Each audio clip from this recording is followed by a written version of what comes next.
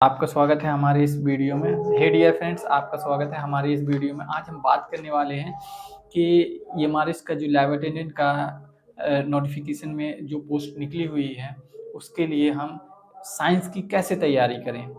तो हम इसी के बारे में आज बात करेंगे। तो सबसे पहले तो विज्ञान के इसमें कौन सा सब्जेक्ट, विज्ञान में कौन कौन से सब्जेक्ट आते हैं, और प्रयोगशाला उपकरणों और उनके कार्य के संबंध में भी बात करेंगे, और तथा प्रयोग उपकरणों के का ज्ञान, उपकरणों का ज्ञान और रसायनों के नाम, प्रयोग और तकनीक और सुरक्षा प्रोटोकॉल और मापन और तैयारी कहाँ से करें, इसी के बारे में आज मैं बात करूँगा। तो सबसे पहले मैं बात करता हूँ कि विज्ञान के अंदर फिजिक्स, केमिस्ट्री एंड बायोलॉजी तीनों सब्जेक्ट आपके आएंगे, और इसमें 10th से 12th लेवल तक के, 10th लेवल के भी आएंगे और 12th लेवल के भी आएंगे। ठीक है, तो आपको तैयारी 12th लेवल की ही करके रखनी है, और बेसिक से क्वेश्चंस भी आपको 10th में जो आते हैं वो भी आपको अच्छे से याद करके रखने हैं। ठीक है, और फिजिक्स में, अब जैसे कि फिजिक्स के अंदर है, तो फिजिक्स के अंदर किस टाइप से क्वेश्चन आएंगे, तो जैसे गति के हैं, बल के हैं, कार्य के, ऊर्जा के हैं, ध्वनि के हैं, कुछ विद्युत चुम्बकीय के हैं, आदि के ऐसे मूलभूत क्वेश्चन और ऐसे सिद्धांत वगैरह ऐसे क्वेश्चन बनेंगे आपके।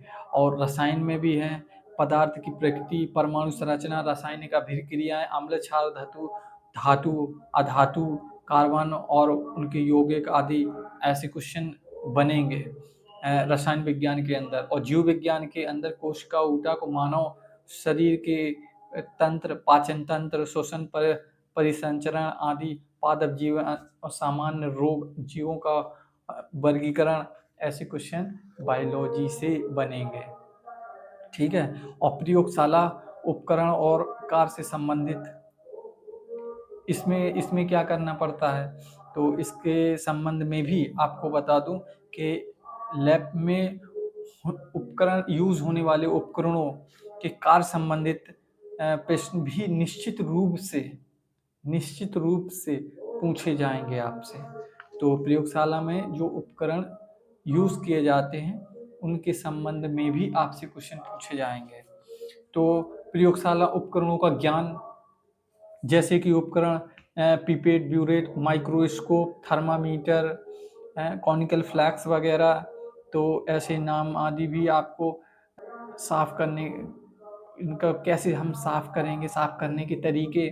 ठीक है, तो ऐसे क्वेश्चन भी आपको याद करने हैं, और ये जानकारी आपको होनी चाहिए। और रसायनों का ज्ञान, आपको रसायनों को ज्ञान होना चाहिए, फॉर्मूला का ज्ञान होना चाहिए, प्रयोग और तकनीक, ट्रांजेक्शन, फिल्ट्रेशन, प्रयोग और तकनीक, ऐसे क्वेश्चन बनेंगे यहाँ से। सुरक्षा प्रोटोकॉल में लैब में सुरक्षा के नियमित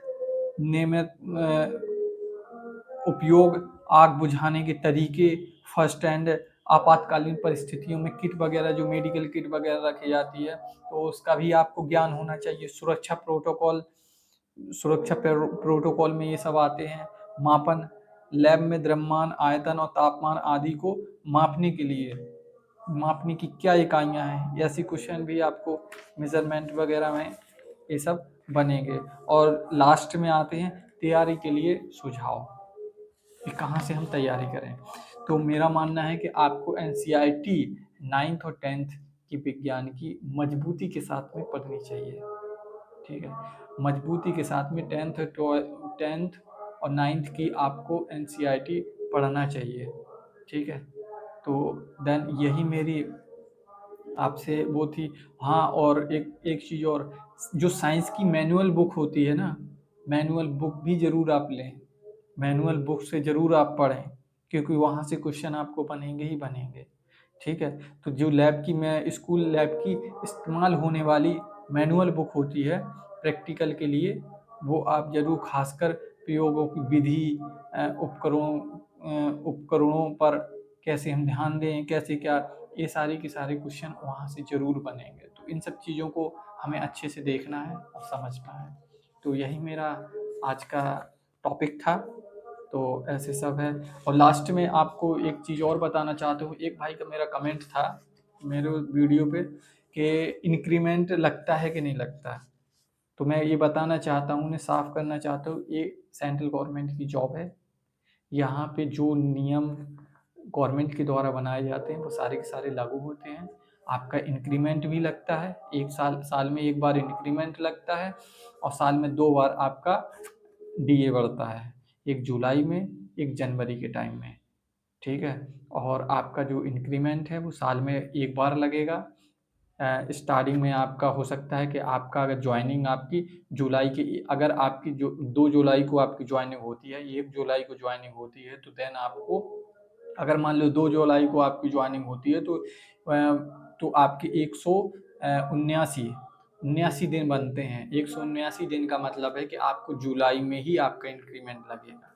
लेकिन किसी भाई का मान लो कि 1 जुलाई को अगर ज्वाइनिंग होती है, तो 31 दिसंबर तक उसके 180 डेज बनते हैं, टोटल 180 दिन बनते हैं। और अगर 180 दिन आपके कंप्लीट होते हैं, तो भारत सरकार के नियम के अनुसार पहली जो पोस्टिंग होती है 180 दिन व्यक्ति की कंप्लीट होनी चाहिए। तो आपका देन इंक्रीमेंट, अगर 1 जुलाई को ज्वाइन करते हैं, तो आपका 1 जनवरी को इंक्रीमेंट, पहला इंक्रीमेंट आपका लग जाएगा। वहीं पे अगर आप 5 जुलाई को अगर आप देन ज्वाइन करते हैं, तो आपके जो 5 दिन हैं वो 180 दिन में कम होंगे, तो आपका जुलाई में ही इंक्रीमेंट लगेगा। और एक बार जिस टाइम आपका जुलाई या जनवरी में इंक्रीमेंट लगना स्टार्ट हो गया, तो आपका लाइफ टाइम हमेशा जनवरी में अगर इंक्रीमेंट आपका लगता रहा है, तो आपका जनवरी में ही इंक्रीमेंट लगेगा। और डीए साल में 2 बार लगता है। तो देन ये हमारा आपके कमेंट का मैंने जवाब दिया। आई होप कि आपको अच्छा लगा होगा। मिलते हैं आपको नेक्स्ट वीडियो में। टेक केयर, मस्त रहिए, खुश रहिए।